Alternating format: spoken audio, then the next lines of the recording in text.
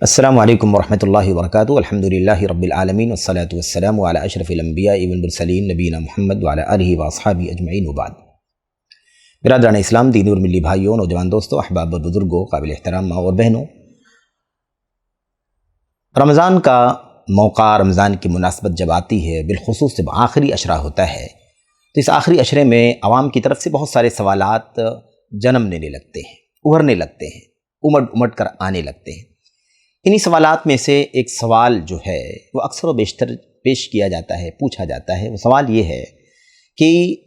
ایک نماز ہے جسے صلاۃ التسابیح کہتے ہیں یا صلاۃ التسبیح کہتے ہیں، اس نماز کا کیا حکم ہے؟ اب صلاۃ التسبیح کے سلسلے میں چونکہ اللہ کے نبی صلی اللہ علیہ وسلم کی روایت موجود ہے اور ایک سے زائد جگہوں پر مختلف کتابوں کے اندر موجود ہے، مختلف سندوں کے ساتھ موجود ہے، لیکن اس حدیث کی سند کے سلسلے میں کافی اہل علم کا، محققین کا اختلاف ہے کہ یہ حدیثیں صحیح ہیں یا ضعیف ہیں یا موضوع ہیں، کیونکہ اس طرح کی باتیں بھی کہی گئی ہیں۔ تو صلاۃ التسبیح کے سلسلے میں ہمیں سرسری طور پر بنیادی باتیں جان لینا ضروری ہے، تاکہ عوام کے ذہنوں میں جو الجھن ہے وہ الجھن ختم ہو جائے۔ میرے بھائیوں، میرے بزرگوں، آئیے سرسری طور پر آپ کے سامنے اس کا تذکرہ کر دیا جائے کہ وہ روایت کیا ہے۔ اللہ کے نبی صلی اللہ علیہ وسلم نے جیسا کہ ابن عباس روایت کرتے ہیں، سند اس حدیث کی اور بھی کئی ایک روایتیں ہیں، کئی ایک سندیں ہیں۔ یہ جو روایت ہمارے سامنے ہے یہ ابن عباس سے مروی ہے۔ ابن عباس رضی اللہ تعالیٰ عنہ بیان کرتے ہیں کہ رسول کریم صلی اللہ علیہ وسلم نے ان کے والد عباس بن عبد المطلب سے کہا، کیا کہا؟ اے عباس، اے چچا جان، کیا میں آپ کو عطا نہ کر دوں؟ کیا میں آپ کو دے نہ دوں؟ کیا میں آپ کی رہنمائی نہ کر دوں؟ کیا میں آپ کو 10 چیزیں نہ بتلا دوں؟ اس طرح سے تشویق کے انداز میں، شوق دلانے کے انداز میں نبی کریم صلی اللہ علیہ وسلم نے یہ جملے استعمال فرمائے۔ اور اس کے بعد اللہ کے نبی نے فرمایا کہ جب تم وہ چیزیں جو تمہیں بتانا چاہ رہا ہوں میں، 10 باتیں، 10 چیزیں، 10 الفاظ اور کلمات جب میں تمہیں بتا دوں گا تو تمہیں اس کا فائدہ یہ ملے گا کہ اللہ تبارک و تعالیٰ تمہارے گناہوں کو معاف فرما دے گا۔ اور گناہوں کی معافی کیسے ہوگی؟ تمام پرانے اول گناہ یعنی پہلے کے گناہ، آخر کے گناہ، پرانے گناہ، نئے گناہ، اور جو آپ نے عمدن و قصدن کیا ہے وہ بھی گناہ، جو آپ نے بھول چوک کر کے کیا ہے وہ بھی گناہ، چھوٹے گناہ، بڑے گناہ، آپ نے جو علانیہ کیا ہے وہ بھی گناہ، جو آپ نے پوشیدہ کیا ہے وہ بھی گناہ، ہر طرح کے گناہ جو بھی ہوں گے آپ کے، وہ سارے کے سارے گناہ معاف ہو جائیں گے۔ اس سلسلے میں اللہ کے نبی علیہ السلام نے بیان فرمایا کہ وہ کون سی چیز ہے یا وہ کون سی 10 باتیں ہیں جس کے بارے میں آپ کو بتانا چاہتے ہیں۔ اس کے بعد اللہ کے نبی علیہ السلام نے فرمایا کہ تمہیں کرنا یہ ہے کہ تم 4 رکعت نماز پڑھو اور ہر رکعت کے اندر سورہ فاتحہ کی تلاوت کرو اور کوئی سورت یا کوئی چند آیتیں پڑھو، اور جب سورہ فاتحہ کی تلاوت اور قرأت کرنے کے بعد، جب قرأت کرنے سے فارغ ہو جاؤ تو اس کے بعد تمہیں کرنا کیا ہے؟ قیام ہی کی حالت میں، یعنی تلاوت کے بعد، سورہ فاتحہ اور قرأت قرآن کے بعد کھڑے کھڑے ہی تمہیں چاہیے کہ تم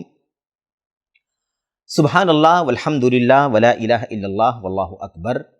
یہ 4 الفاظ، اور آپ جانتے ہیں کہ ان چاروں الفاظ کی، چاروں کلمات کی دیگر احادیث میں بہت ساری فضیلت آئی ہوئی ہے۔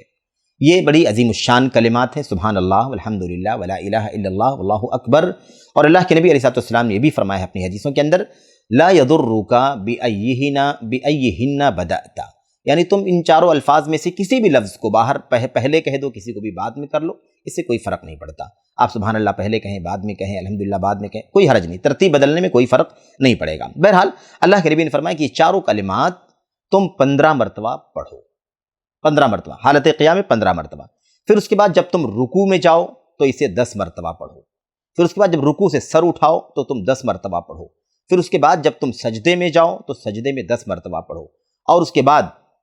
جب تم سجدے سے سر اٹھاؤ تو 10 مرتبہ پڑھو۔ پھر اس کے بعد جب تم سجدہ کرو، دوسرا سجدہ، تو تم 10 مرتبہ پڑھو، اور پھر اس کے بعد جب دوسرے سجدے سے سر اٹھاؤ تو بھی 10 مرتبہ ان کلمات کو دہراؤ۔ آپ دیکھیں 4 الفاظ ہیں، 4 کلمات ہیں، ان چاروں کلمات کو حالت قیام میں 15 مرتبہ دہرانا ہے، اور اس کے بعد بقیہ جو مقامات جس کا تذکرہ کیا گیا 10 مرتبہ ان چاروں کلمات کو کہنا ہے۔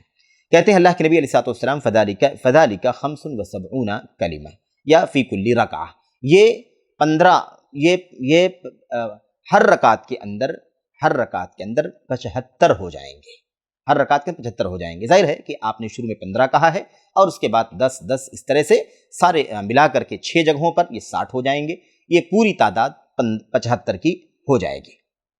میرے بھائیوں، میرے بزرگوں، اس طرح سے آپ 4 رکعت پڑھیں گے۔ اللہ کے نبی علیہ السلام نے فرمایا کہ اگر تمہیں اس بات کی استطاعت ہو کہ تم اسے ڈیلی پڑھو تو 1 مرتبہ ڈیلی پڑھ لو، اور اگر ڈیلی پڑھنے کی یعنی یومیہ روزانہ پڑھنے کی طاقت نہ ہو تو تم ہر جمعہ یعنی ہر ہفتے اسے پڑھ لیا کرو، اور اگر تمہیں اس کی بھی طاقت نہ ہو تو ہر مہینے میں 1 مرتبہ پڑھ لیا کرو، اور اگر تمہیں اس کی بھی طاقت نہ ہو تو سال میں 1 مرتبہ پڑھ لیا کرو، اور اگر سالانہ بھی تم اگر اس کا اہتمام نہیں کر سکتے تو اپنی عمر میں 1 مرتبہ پڑھ لو۔ یہ دیکھیں، یہ ہے روایت۔ اسی نماز کو صلاۃ التسبیح کہا جاتا ہے یا صلاۃ التسابیح کہا جاتا ہے، تسبیحات والی نماز۔ تسبیحات کیونکہ آپ دیکھ رہے ہیں اس کے اندر 4 الفاظ ہیں، سبحان اللہ والحمدللہ ولا الہ الا اللہ واللہ اکبر۔ یہ 4 الفاظ ہمیں اس طرح سے پڑھنے کے لیے اللہ کے نبی صلی اللہ علیہ وسلم نے بتایا ہے۔ یہ روایت ہے، یہ روایت بہت ساری جگہوں پر موجود ہے، اور ابو داؤد کے اندر، ترمذی کے اندر، دیگر بہت ساری کتابوں کے اندر یہ روایت موجود ہے۔ ساری باتوں کا استقصاء کرنا یا ساری باتوں کو جمع کرنا مقصد نہیں ہے، بتانا یہ ہے کہ یہ روایت ہے، اور اسے صلاۃ التسبیح کہتے ہیں۔ اس صلاۃ التسبیح کے سلسلے میں امت کے علماء کا حد درجہ سخت اختلاف ہے کہ یہ نماز پڑھی جائے یا نہ پڑھی جائے، اس کا حکم کیا ہے، اس کی یہ حدیث صحیح ہے یا صحیح نہیں ہے، صحیح ہے تو پڑھی جائے، نہیں صحیح ہے تو اسے نہیں پڑھی جائے۔ اب علماء کا اختلاف ہے، ظاہر ہے کہ علماء کے 2 طبقے ہیں، ایک طبقہ علماء کا اور بڑے بڑے علماء کا طبقہ ہے، اور ایک بہت بڑی تعداد ہے علماء کی جو کہتی ہے کہ یہ روایت ضعیف ہے، یہ روایت موضوع ہے، یہ روایت منکر ہے، یہ روایت حد درجہ یہ روایت بے اصل ہے۔ اس طرح کی بات علماء کرام کی ایک جماعت کہتی ہے، جبکہ اہل علم کی ایک دوسری جماعت، اہل علم کا دوسرا طبقہ جس میں بھی چوٹی کے ائمہ اور علماء ہیں اور چوٹی کے اپنے فن کے ماہرین ہیں، محدثین ہیں، وہ کہتے ہیں کہ نہیں، اس روایت کی سندیں ضرور کلام ہے، سندوں کے اندر کلام ہے، سندوں میں ضعف ہے، لیکن اتنی ساری سندیں ہیں، مختلف لوگوں سے مروی ہیں، مختلف حدیث کی کتابوں کے اندر یہ حدیثیں آئی ہوئی ہیں، مختلف طرق سے یہ حدیثیں آئی ہوئی ہیں، اس لیے یہ روایت، اس کی سندیں گرچہ اس کے اندر ضعف ہے، کمزوری ہے، لیکن ساری حدیثوں کو اکٹھا کرنے کے بعد ایک دوسرے کو طاقت ملتی ہے، ایک دوسرے کو قوت ملتی ہے، اس لیے اسے موضوع کہنا، اسے بے اصل کہنا، یا اسے ناقابل اعتبار کہنا، یا اسے بدعت کہنا یہ درست نہیں ہے، بلکہ ساری حدیثوں کو، ساری سندوں کو اکٹھا کرنے کے بعد پتہ چلتا ہے کہ اس روایت کی کوئی نہ کوئی اصل ضرور ہے، اور یہ کم از کم حسن درجے کو پہنچ جاتی ہے، اس لیے اس حدیث پر عمل کرنا درست ہے اور عمل کرنا چاہیے۔ اس سلسلے میں جو بڑے بڑے نام ہیں معاصرین میں سے، جن لوگوں نے ضعیف کہا ہے، ناقابل اعتبار کہا ہے، بدعت کہا ہے، ان میں علامہ عبدالعزیز بن عبداللہ بن باز رحمۃ اللہ علیہ ہیں، شیخ محمد بن صالح عثیمین رحمۃ اللہ علیہ ہیں، اور دیگر علماء ہیں مملکت سعودی عرب کے، جبکہ اسے صحیح کہنے والے یا اسے کم از کم حسن درجے تک قرار دینے والوں میں بھی ایک بہت بڑی تعداد ہے محدثین کی، جن میں خاص طور پر علامہ ناصر الدین البانی رحمۃ اللہ علیہ جو محدث زمان ہیں، اور جنہیں اللہ تبارک و تعالیٰ نے اس دور میں اس امت کے دین کی تجدید کی توفیق عطا فرمائی ہے، انہوں نے اس حدیث کو صحیح قرار دیا، جیسا کہ ان کی کتاب، ان کی تحقیقات کے اندر، مثال کے طور پر صحیح ابو داؤد کے اندر، ایسے ہی صحیح الجامع کے اندر، ایسے صحیح الترغیب و ترہیب کے اندر، مختلف کتابوں کے اندر انہوں نے اس حدیث کو نقل کیا ہے اور اس پر گفتگو کی ہے لمبی، اور اس پر جو حکم لگایا ہے وہ یہ ہے کہ یہ حدیث مجموعی طور پر ساری سندوں کو دیکھنے کے بعد اس کا حکم یہ بنتا ہے کہ یہ حدیث صحیح ہے۔ میرے بھائیوں، میرے بزرگوں، اب یہ مسئلہ بہت پیچیدہ ہے، اور آخر آپ کیا فیصلہ کریں گے، یہ حدیث صحیح ہے یا ضعیف ہے؟ امت کے علماء کیا موقف واضح قائم کریں کہ حدیث کے صحیح ہونے کا یا حدیث کے ضعیف ہونے کا؟ اس سلسلے میں اگر تفصیلی دراسے کی بات کہی جائے تو میں آپ کو بتاؤں کہ امت کے کم و بیش 9 سے 10 علماء نے، اور چوٹی کے علماء متقدمین میں، پچھلے علماء کرام میں ایک بڑی تعداد ہے جنہوں نے جن کی تعداد تقریباً 9 یا 10 ہے، جنہوں نے مستقل طور پر اس مسئلے کو اہمیت دی، اور مستقل طور پر ایک مستقل جز میں، ایک مستقل رسالے میں اس حدیث پر گفتگو کی، اور صلاۃ التسبیح کے بارے میں بتلایا کہ اس کی حقیقت کیا ہے۔ اس کے علاوہ معاصرین میں بھی کئی ایک علماء نے اس پر گفتگو کی ہے، اور اس سلسلے میں مستقل رسالے لکھے ہیں۔ ہمارے سامنے اس وقت ایک رسالہ ہے جس کا نام ہے التنقیح لما جاء فی صلاۃ التسبیح۔ صلاۃ التسبیح کے بارے میں بالکل واضح موقف یہ ہے اس حدیث کا، یہ اس کتاب کا، اس رسالے کا معنی۔ یہ رسالہ جو ہے یہ کویت کے ایک عالم ہیں جاسم بن فہد دوسری، وہ اپنی اس رسالے کے اندر تفصیلی دراسہ کرتے ہیں، تفصیلی ڈسکشن کرنے کے بعد اس کا جو خلاصہ لکھتے ہیں وہ خلاصہ میں آپ کے سامنے پیش کر دینا چاہتا ہوں۔ میں سمجھتا ہوں کہ یہ اس حدیث کے سلسلے میں یا اس نماز صلاۃ التسبیح کے سلسلے میں نہایت ہی اہم اور قیمتی کام ہے اور نہایت ہی معتبر کام ہے، مستند کام ہے، جس کی سراہنا ہونی چاہیے۔ میرے بھائیو، خلاصہ جو ہے وہ خلاصہ یہ ہے، کہتے ہیں ساری گفتگو کرنے کے بعد جو خلاصہ لکھا ہے وہ خلاصہ میں آپ کے سامنے پیش کر دیتا ہوں۔ وہ خلاصہ وہ یہ کہتے ہیں کہ اس حدیث کی جتنی بھی سندیں تھیں ان سب کو بہت محنت کے بعد ڈھونڈا اور ڈھونڈنے کے بعد تلاش کرنے کے بعد جو سندیں، جو طرق اور جو اس کی روایتیں ہمارے سامنے آ سکیں، مل سکیں، اس کا خلاصہ آپ کے سامنے پیش کیا جاتا ہے۔ اس کے بعد خلاصہ پیش کرتے ہوئے کہتے ہیں اس کی ایک سند ایسی ملی ہے جو مرفوع ہے، یعنی مرفوع نبی کریم صلی اللہ علیہ وسلم سے مروی ہے، یعنی آپ کی اپنی بات ہے، مرفوع جس کو کہا جاتا ہے۔ کہتے ہیں ایک ایسی سند ملی ہے جو مرفوع ہے، جید الاسناد، اور اس کی سند بہتر ہے، بہترین سند ہے۔ اور جید الاسناد کا مطلب آپ اگر آسانی سمجھنا چاہیں تو اس کو ہم حسن کہہ سکتے ہیں، حسن سند ہے، حسن درجے کی سند ہے۔ ایسے ہی کہتے ہیں ایک سند ہمیں ایسی ملی ہے جو موقوف ہے اور وہ بھی جید الاسناد، بہترین اس کی سند ہے۔ تیسری چیز کہتے ہیں ایک سند ہمیں اور ملی ہے جو مرفوع ہے اور وہ صالح الاسناد، یعنی ٹھیک ٹھاک سند ہے اس کی، یہ اس کا مطلب ہوتا ہے۔ اس کے بعد پورے انصاف کے ساتھ کہتے ہیں نمبر 4، 8 سندیں ہمیں ایسی ملی ہیں جو مرفوع ہیں لیکن اس کی سندیں ضعیف ہیں۔ 8 سندیں ایسی ملی ہیں مرفوع جو ضعیف ہیں، اور پھر اس کی تفسیرات وغیرہ بھی موجود ہیں۔ نمبر 5 کہتے ہیں مجھے 18 سندیں ایسی ملی ہیں جو مرفوع ہیں اور حد درجہ ضعیف ہیں، بے انتہا ضعیف ہیں، بلکہ بالکل وہ سندیں گری ہوئی ہیں، ناقابل اعتبار ہیں، اور پھر اس کی تفصیلات بھی ہیں۔ اس کے بعد نمبر 6 کہتے ہیں 6 سندیں مجھے ایسی ملی ہیں جو موقوف ہیں، یعنی صحابہ کرام سے مروی ہیں، صحابہ کرام کے اپنی باتیں ہیں، اور وہ بھی سند کے اعتبار سے وہ ضعیف ہیں، اور بعض موقوف روایتیں بے انتہا ضعیف ہیں۔ کہتے ہیں کہ ان ساری تفصیلات کو پڑھنے کے بعد، دیکھنے کے بعد، سارا جائزہ لینے کے بعد جو بات سمجھ میں آتی ہے وہ یہ ہے کہ حدیث مجموعی طور پر اپنے شواہد کی بنیاد پر صحیح ہے یا کم از کم حسن ہے۔ حدیث اپنی تمام تر شواہد یعنی دیگر سندوں، دیگر روایتوں، خواہ وہ مرفوع روایتیں ہوں یا ایسے ہی موقوف روایتیں ہوں جن کی سندیں درست ہیں، صحیح ہیں، جید ہیں، بہتر ہیں، ان سندوں کو اکٹھا کرنے کے بعد بات سمجھ میں آتی ہے کہ اس حدیث کو موضوع کہنا، اس نماز کو بدعت کہنا یا ایسے ہی اسے بے اصل قرار دینا یہ درست نہیں ہے، بلکہ ساری سندوں کا احاطہ کرنے کے بعد یہ بات سمجھ میں آتی ہے کہ کئی ایک سندیں مرفوع بھی ہیں اور ایسے ہی موقوف بھی ہیں، جس سے اسے تقویت ملتی ہے۔ اور خلاصہ یہ ہے کہ صلاۃ التسبیح یہ صحیح طور پر حسن درجے میں الحمدللہ ثابت ہے، اس لیے جو اس نماز کو پڑھنا چاہے الحمدللہ وہ اس نماز کا اہتمام کر سکتا ہے، اس نماز کا اہتمام کرنا چاہے تو وہ نماز کا اہتمام کر سکتا ہے، اور اس میں کوئی حرج کی بات نہیں ہے۔ اس سلسلے میں میں 1-2 باتیں خاص طور پر ذکر کرنا چاہتا ہوں۔ اس سلسلے میں علامہ محمد المبارک پوری جب کہا جائے تو آپ سمجھ لیں کہ اس سے مراد کوئی اور مبارک پوری نہیں بلکہ تحفۃ الاحوذی کے مصنف، جو جامع ترمذی کی شرح ہے، دنیا کی ممتاز ترین شرح، اور شرف ہے ملک وطن عزیز ہندوستان کو، اور یہ مقام حاصل ہے علماء اہل حدیث کو کہ الحمدللہ جامع ترمذی کی عظیم الشان شرح لکھنے کی انہیں توفیق عطا فرمائی۔ میرے بھائیوں، تو تحفۃ الاحوذی میں علامہ مبارک پوری رحمۃ اللہ علیہ فرماتے ہیں الظاہر عندی انہ لا ينحط عن درجۃ الحسن، کہتے ہیں جو چیز مجھے واضح طور پر سمجھ میں آتی ہے اور معلوم ہوتی ہے وہ یہ ہے کہ اس حدیث کا درجہ حسن سے نیچے نہیں جاتا، یعنی کم از کم یہ حدیث جو صلاۃ التسبیح بیان کرتی ہے اس کا درجہ حسن سے کم نہیں ہے۔ ایسے ہی شیخ الحدیث عبید اللہ مبارک پوری جو مرآۃ المفاتیح کے مصنف ہیں اور چوٹی کے امام ہیں، عالم ہیں، اور میرے بھائیوں شارح حدیث ہیں، ہم اور آپ سب انہیں اچھی طرح سے جانتے ہیں۔ وہ کہتے ہیں الحق عندی ان حدیث ابن عباس لیس بضعیف،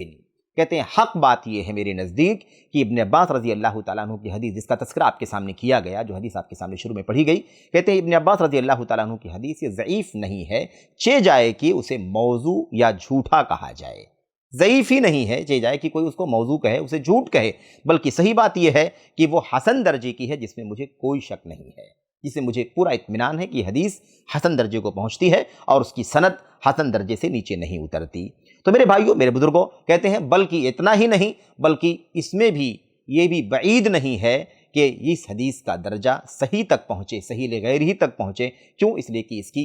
اس حدیث کی بہت ساری شواہد ہیں. ان شواہد کی بنیاد پر اس کو قوت ملتی ہے اور اس کی سند کو مضبوطی حاصل ہوتی ہے. اس لیے اس حدیث کو کم از کم حسن درجے میں رکھنا ہے، اور حسن درجے کو یہ پہنچتی ہے، صحیح لغیر ہی تک بھی پہنچ سکتی ہے. اس لیے اسے ضعیف کہنا درست نہیں ہے، چہ جائے کہ کوئی اسے موضوع یا اسے جھوٹی حدیث کہے. میرے بھائیوں، میرے بزرگوں، اس اعتبار سے اور بھی بہت ساری باتیں ہیں. علامہ احمد شاکر جو جامع ترمذی کی جنہوں نے شرح کی ہے، وہ بھی اس حدیث کو حسن کہتے ہیں. ایسے ہی میرے بھائیوں، میرے بزرگوں، علامہ البانی رحمۃ اللہ علیہ کا تذکرہ ہم نے آپ کے سامنے کیا کہ انہوں نے اپنی کتابوں کے اندر اسے صحیح قرار دیا ہے. ایسے ہی علامہ شعیب ارناؤت نے، ایسے ہی علامہ عبدالقادر ارناؤت نے، ایسے ہی اور دیگر محدثین نے، محققین نے اس کو صحیح قرار دیا ہے. اب آپ سوچیں گے کہ ہم نے ایک طرف کی بات پیش کر دی اور اس حدیث کی صحت کو معتبر مان کر کے اسے ہم نے بنیادی طور پر بیان کر دیا. جن علماء نے اس کو ضعیف کہا ہے، موضوع کہا ہے، آخر ان ائمہ، ان محدثین کی بات کا ہم کیا کریں گے؟ میرے بھائیو، اس سلسلے میں جو بات بہت ہی زیادہ اصولی ہے، بنیادی ہے، اس کو ان محدثین نے جن کا تذکرہ آپ کے سامنے کیا گیا، اور ان کے علاوہ دیگر محدثین جنہوں نے اس حدیث کو حسن یا صحیح درجے تک پہنچایا ہے اور اس کی سندوں پر لمبی گفتگو کی ہے، جیسے کہ ہم نے اس کتاب کا حوالہ جس کتاب کا حوالہ ہم نے آپ کے سامنے پیش کیا، التنقیح لما جاء فی صلاۃ التسبیح، جو جاسم دوسری صاحب کی کتاب ہے، جو کویت کے ایک عالم ہیں. انہوں نے بھی اس بات کو لکھا ہے کہ اصل میں جو اہل علم کا اس حدیث کے حکم کے سلسلے میں اختلاف ہوا ہے اور بالکل عجیب و غریب قسم کا تعارض دونوں میں دکھائی دیتا ہے، اس کے پیچھے راز یہی ہے کہ جن لوگوں نے اس کو مطلق طور پر موضوع کہہ دیا، ضعیف کہہ دیا، بے اصل کہہ دیا، انہوں نے انہی سندوں کو سامنے رکھ کر کے کہا، یا ان کے سامنے وہی حدیث کی سندیں آئی جس حدیث کی سندوں کا وہی درجہ تھا. یعنی جن اسانید کے اندر جھوٹے راوی موجود ہیں، یا ایسے ہی مثال کے طور پر گھڑنے والے راوی موجود ہیں، اس انداز کی جو سندیں تھیں وہی سندیں ان کے سامنے آئیں. اسی بنیاد پر انہوں نے اس کو موضوع قرار دیا، جھوٹ قرار دیا، بے اصل قرار دیا. اور جن لوگوں کے سامنے دونوں طرح کی روایتیں آ گئیں اور شواہد کا پتہ چل گیا، جس کے اندر صحیح یا کم از کم جید درجے کی سندیں آ گئیں، صالح درجے کی سندیں آ گئیں، ان محدثین نے، ان ائمہ کرام نے الحمدللہ دونوں طرح کی باتوں کو سامنے رکھا اور تمام قسم کی روایتوں کو، تمام طرق کو اکٹھا کرنے کے بعد یہ معتدل فیصلہ کیا کہ الحمدللہ اس روایت کی سندیں بہت ساری جو ہیں وہ ضعیف اور موضوع ہیں، لیکن بعض روایتیں ایسی ہیں جو مرفوع ہیں، موقوف ہیں، اور الحمدللہ اس کی سند حسن درجے تک پہنچتی ہے. اور یہ کئی ایک روایتیں ہیں، اس سے ایک دوسرے کو تقویت ملتی ہے. اس لیے اس حدیث کا مجموعی طور پر جو حکم بنتا ہے وہ یہی بنتا ہے کہ یہ حدیث کم از کم حسن درجے سے نیچے نہیں اترتی ہے. اس لیے یہ نماز پڑھنا درست ہے، جائز ہے، جو پڑھنا چاہیں الحمدللہ پڑھ سکتے ہیں. ایک بات خاص طور پر ذہن میں رکھنا چاہیے ہمارے عوام کو، ہمارے دوستوں کو، بھائیوں کو، بہنوں کو، کہ اس حدیث کے اندر اتنی فضیلت بیان کی گئی ہے. اسی فضیلت کو سامنے رکھتے ہوئے کہ اتنی ساری فضیلت کیوں بیان کر دی گئی، اتنا زیادہ مبالغہ ہے فضیلت کے اندر کہ ڈیلی نہیں تو ہفتہ واری، نہیں تو ماہانہ، نہیں تو سالانہ، ورنہ زندگی میں ایک مرتبہ پڑھ لو اور اگلے پچھلے چھوٹے بڑے سری جہری سارے گناہوں کے کام جو تم نے کیے ہیں سارے گناہ مٹ جائیں گے، اللہ تعالیٰ تمہیں معاف فرما دے گا. اتنا مبالغہ ہے اس کے اندر. اس بنیاد پر علماء کرام نے اس کو ضعیف قرار دیا ہے اور سندیں بھی سامنے ان کی جو آئیں وہ ضعیف آئیں. دوسری چیز یہ ہے کہ جن لوگوں نے اس کو ضعیف قرار دیا ہے وہ یہ کہتے ہیں کہ اس حدیث کے اندر جو نماز کا طریقہ بتایا گیا ہے وہ نماز کا طریقہ مختلف ہے. کوئی نماز نہیں ہے اسلام کے اندر جس کے اندر یہ بتایا گیا ہو کہ سورہ فاتحہ پڑھنے کے بعد اور ایسی قرات کرنے کے بعد یہ تسبیحات پڑھی جائیں، رکوع میں پڑھا جائے، سجدے میں پڑھا جائے، سجدے سے اٹھ کر کے اس کے قومے میں پڑھا جائے، رکوع میں پڑھا جائے. اس طرح سے کوئی اور نماز نہیں ہے شریعت کے اندر. اس طرح کی باتیں ان اہل علم نے کہی ہیں جنہوں نے اس کو ضعیف قرار دیا ہے یا ضعیف سمجھا ہے. میرے بھائیو، آپ غور کریں، اگر حدیث کی سند صحیح ہے، حسن درجے تک پہنچتی ہے، تو اس طرح کی باتوں کی کوئی گنجائش نہیں رہ جاتی ہے. اور ظاہر ہے کہ ان محدثین کے سامنے اگر حدیثوں کی یہ سندیں اگر آئی ہوتی جس کے اندر جس کا درجہ حسن تک پہنچتا ہے، تو یہ ائمہ محدثین یہ باتیں کبھی نہ کہتے. لیکن ان کے سامنے ضعیف موضوع روایتیں آئیں، اس لیے انہوں نے حدیث کے درجے کو بھی دیکھا اور اس کے بعد جو طریقۂ نماز ہے اس کا فرق بھی دیکھا اور اس کے ثواب کے اندر جو مبالغہ پایا جاتا وہ بھی دیکھا. اس لیے اس پر ضعیف کا اور منکر کا یا ایسے ہی موضوع کا حکم لگا دیا. لیکن آپ دیکھیں حدیث کی سند جب معتبر ہے، حسن درجے تک حدیث پہنچتی ہے، تو پھر ان تمام چیزوں کا کوئی اعتبار نہیں ہے۔ جہاں تک رہی بات بہت زیادہ ثواب کی، تو اللہ تبارک و تعالیٰ کا فضل کشادہ ہے، اللہ تبارک و تعالیٰ کی رحمت بے پایا ہے، بے انتہا ہے، وہ کسی بھی نیکی کے اوپر کتنا بھی اجر و ثواب دے سکتا ہے۔ اس لیے کوئی غریب بات نہیں، کوئی عجیب بات نہیں، کوئی تعجب کرنے کی بات نہیں کہ اتنا اجر و ثواب کیوں بیان کیا گیا ہے۔ دوسری جو بات کہی جا رہی ہے کہ اس نماز کا طریقہ مختلف ہے، یہ بھی کوئی بہت زیادہ معتبر چیز نہیں ہے کہ اس بنیاد پر کسی روایت کو موضوع بحث بنایا جائے، اس پر کلام کیا جائے۔ کیوں؟ اس لیے کہ اگر ہم دیکھیں تو اور بھی ایسی نمازیں ہمیں ملتی ہیں شریعت کے اندر جس کا طریقہ مختلف ہے۔ مثال کے طور پر آپ دیکھیں صلاۃ الکسوف کا طریقہ، سورج گرہن کی نماز، چاند گرہن کی نماز، یہ طریقہ مختلف ہے۔ استسقاء کی نماز کا آپ دیکھیں طریقہ مختلف ہے۔ تو یہ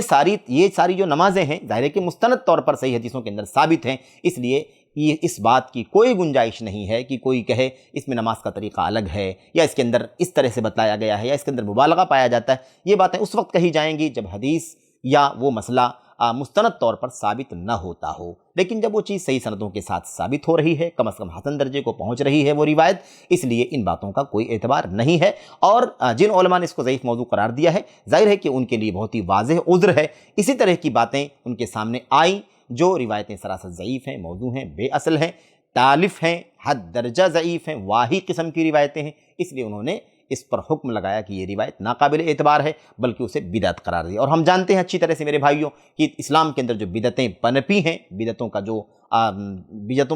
جو چلن ہوا ہے، اس کے پیچھے بہت سارے اسباب ہیں۔ ان میں سے ایک سبب ضعیف اور موضوع روایات کا بھی چلن ہے، اور اس کی وجہ سے بھی اسلام کے اندر